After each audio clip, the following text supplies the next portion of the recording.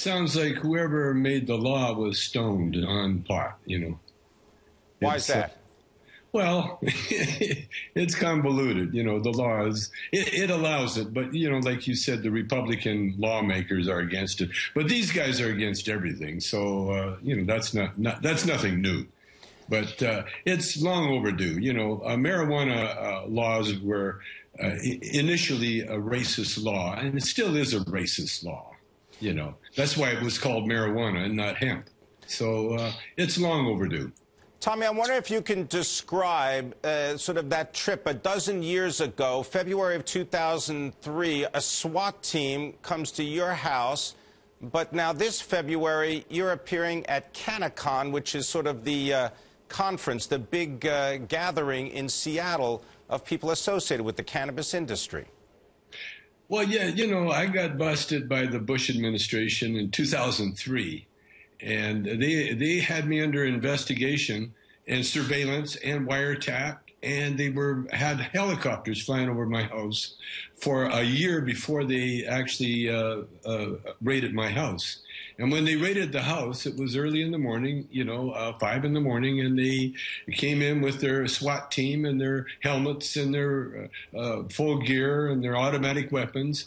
But they knocked on the door. That was kind of strange. They knocked on the door, and the door was open. They could have just busted in, but they knocked first, and then I opened the door, and they came in, and they took everything they could find in the house that was valuable. You know, all my computers, all my spare cash. They took all the bongs they could find, and maybe a pound of weed.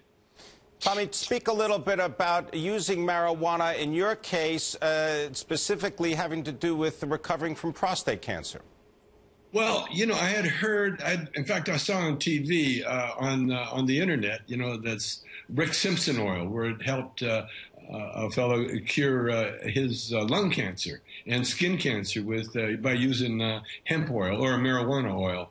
And so I contacted a doctor in Victoria, Dr. Neil McKinney, who is an expert on the use of marijuana with cancer, and he advised me to use suppositories to deal with my prostate cancer, which I did, and right now technically I don't have the cancer. You know, I don't have the danger. My numbers are low enough that I fall out of the dangerous or even sick range. You know, I don't have the kind of, you know, I don't have the cancer anymore.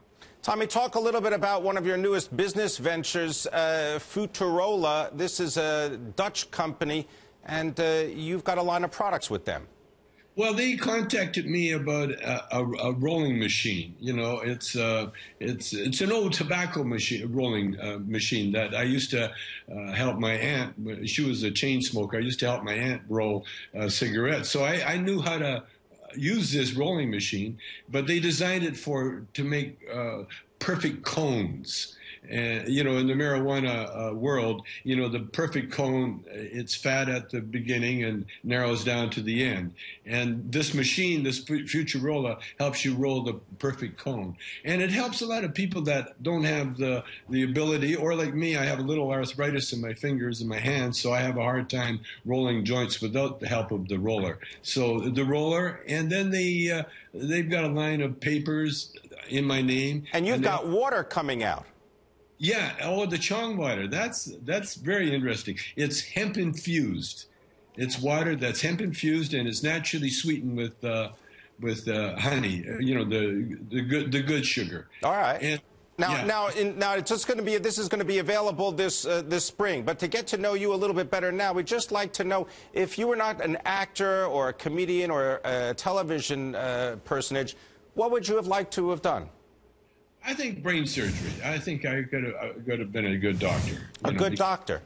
Yeah, a good brain surgeon, because I've been doing it, you know, through the surgeries, through the humor.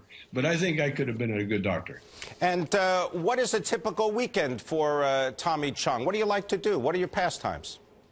Usually, a typical weekend is going on the road with Cheech and Chong. We still go out, and my wife Shelby Chong, she opens the show, and we perform all over all the casinos around the world now. And who would you like to meet that you have not met so far? Paul McCartney. He's the only Beatle that I have not smoked a joint with. Smoked in front of Ringo, I smoked with John, and I've smoked many times with George, but never Paul.